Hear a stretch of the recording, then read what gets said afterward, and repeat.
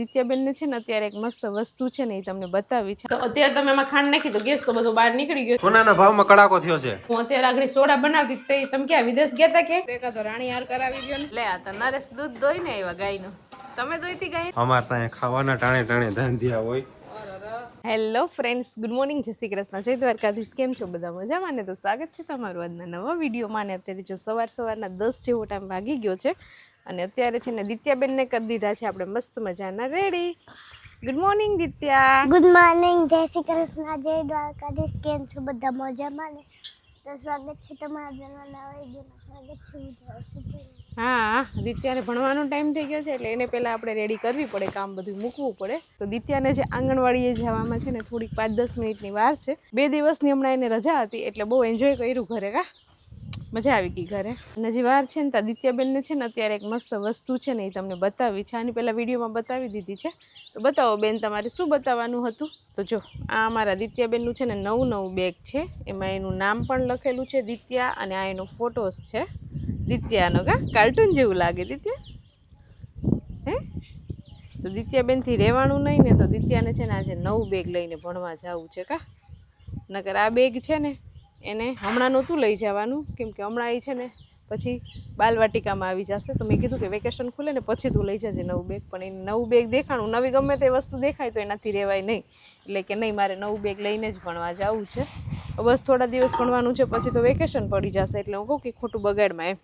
પણ નવું બેગ લઈને આજે જાઉં હતું તો નવી બોટલે લઈ લીધી છે. ક્યાં બોટલ બેન? એમાં જ નાખી દીધી ને બોટલે, એમાં રહી ગઈ છે. ખંભે નાખીને બતાવું છે કેવું લાગે.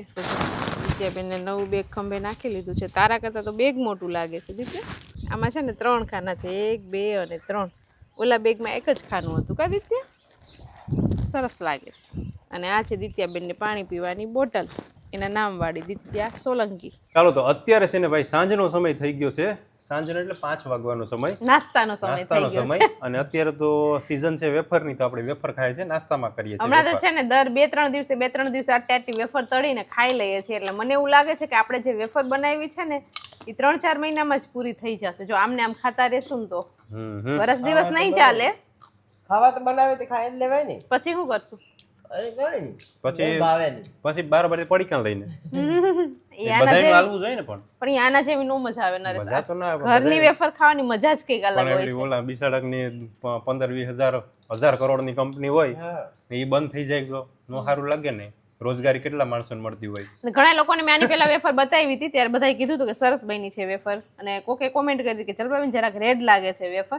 પણ રેડ નથી, તમને વિડીયોમાં એવું લાગતું હશે. બાકી આપણી વેફર જો એકદમ મસ્ત વ્હાઈટ બની છે. રેડ જરાય નથી બની, બરોબર બની છે, એકદમ વ્હાઈટ. કઈ રેડ અમુક છે થોડીક વેફર આમાં મેં તરી હતી, મેં તરવા વધુ તર નાખી.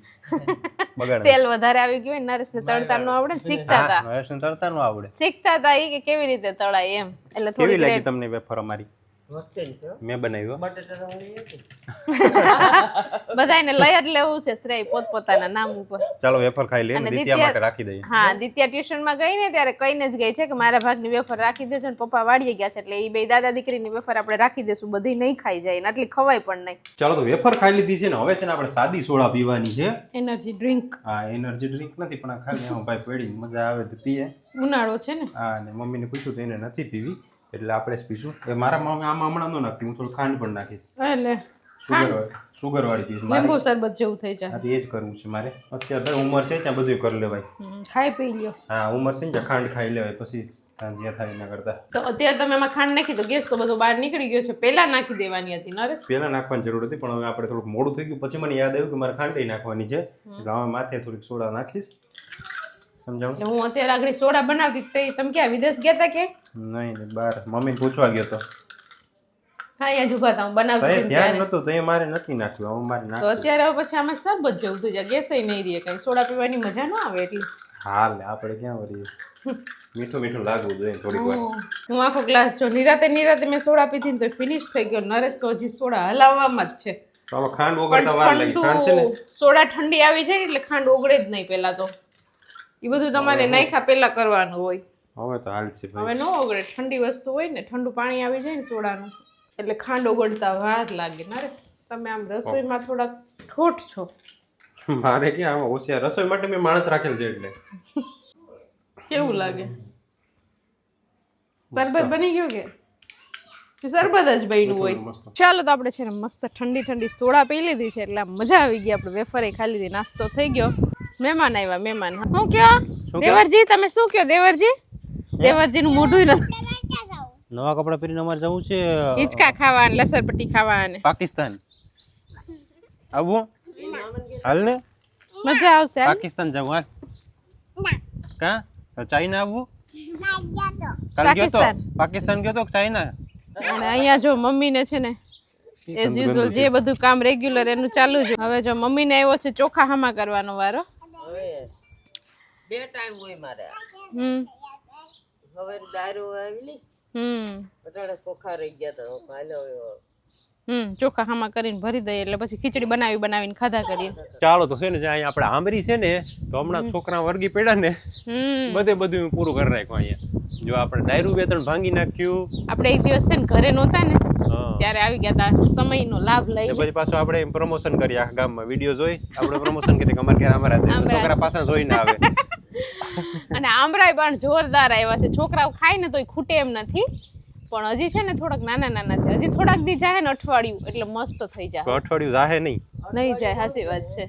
જો કેટલા મસ્ત છે. જો તમને વિડીયો જોતા હશે ને તો તમને મોઢામાં પાણી આવતું હશે. પાણી પી જાજો કા નરેશ.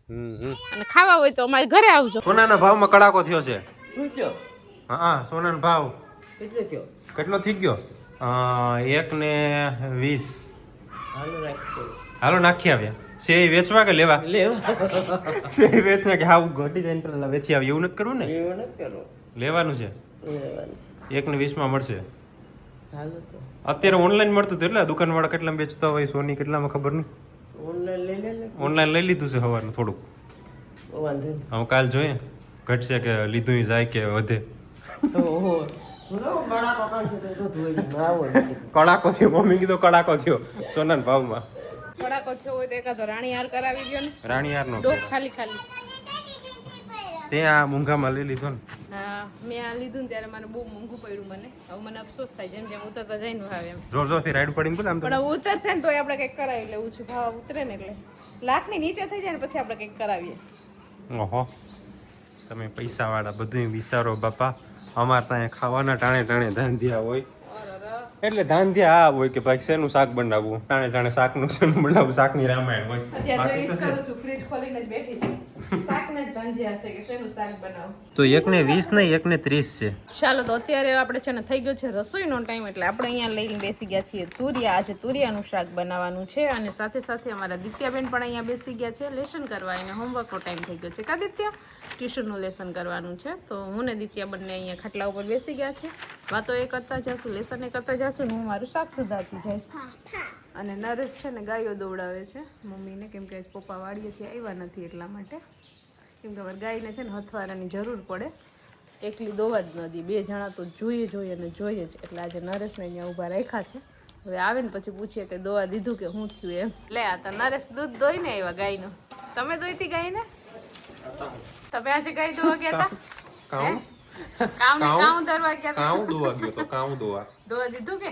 અરે જે દરરોજ દોઈ ને ડબલ વધારે થઈ ગયું કાં જ.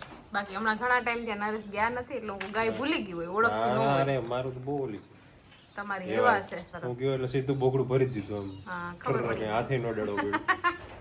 મશીન આવ્યું એને એમ જોઈ છે ને. ચાલો તો મસ્ત મજાનું જમી લીધું છે અને અત્યારે જો અહીંયા બહાર આવી ગયા છે ઠંડી હવામાં વોકિંગ કરવાના. તમને બેકગ્રાઉન્ડમાં અવાજ આવતો હશે છોકરાઓનો, કેમ કે અત્યારે અમારે અહીંયા બહુ મોટી મેચ ચાલે છે. કઈ મેચ ચાલે છે? મેચનું નામ શું છે? એપીએલ ચાલે. એપીએલ નું ફૂલ ફોર્મ શું આદરી પ્રીમિયર લીગ. આ બધા એના જો પ્લેયર્સ છે આ બધા. નિત્યાબેન નો અત્યારે બેટિંગ નો વારો છે, યુગભાઈ બોલિંગ કરે છે અને અહીંયા નરેશ ફિલ્ડિંગમાં છે અને આ બાજુ નિવાન છે. ચાલો હા